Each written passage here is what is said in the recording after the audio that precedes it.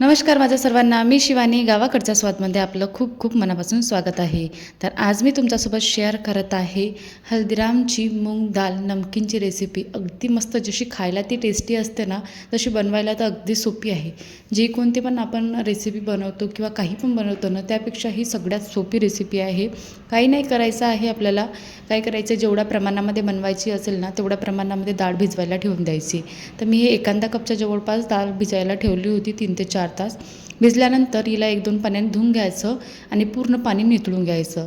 पाणी काढल्यानंतर आपल्याला काय करायचं आहे, 2 मिनटं तसंच चाळणीमध्ये ठेवून द्यायचं. 2 मिनटानंतर पाणी पूर्ण सगळं काही पाणी निघून जाते.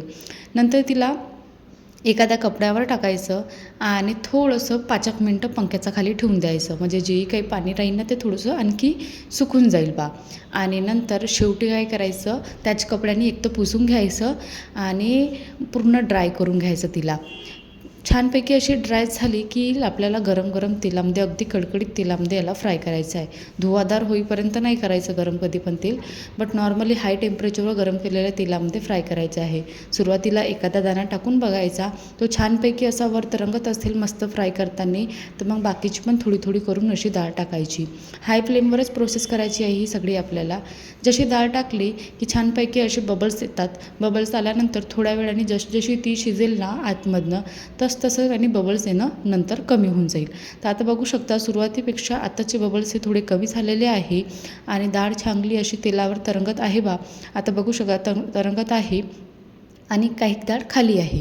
तर म्हणजे आपली डाळ ही छानपैकी अशी तळण्यात आलेली आहे. तर गॅसची फ्लेम कमी करायची आणि जी फ्राय केलेली डाळ आहे ना, ती झाऱ्यामध्ये काढून घ्यायची. काढल्यानंतर याला टिश्यू पेपरच्या एखाद्या ताटावर ठेवून द्यायचं. म्हणजे ताटामध्ये टिश्यू पेपर ठेवायचं आणि त्यावर ही डाळ ठेवायची. नंतर तुम्ही तो टिश्यू पेपर तेल ॲब्झॉर्ब केल्यानंतर काढू शकता.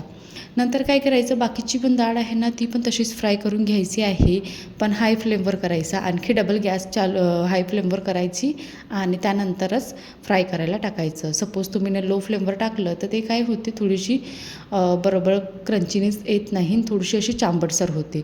म्हणून ही सगळी प्रोसेस आपल्याला हाय फ्लेमवर करायची आहे.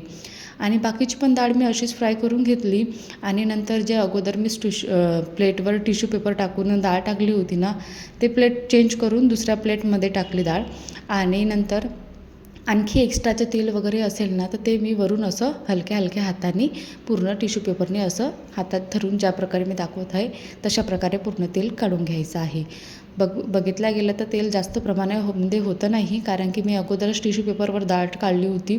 म्हणून जो अगोदरचा टिश्यू पेपर होता त्याने पूर्ण एक्स्ट्रा ऑइल ॲब्झॉर्ब करून घेतलं होतं आणि नंतर तेवढं काही राहिलं नाही होतं.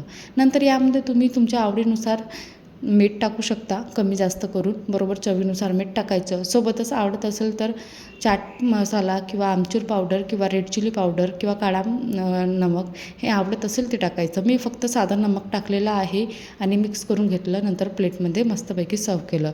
अगदी मस्त वाटते, जे आपल्याला पॅकेटमध्ये मिळते ना, तशाच प्रकारे झाली होती. अशा प्रकारे ही नमकीन दालची रेसिपी तयार झालेली आहे.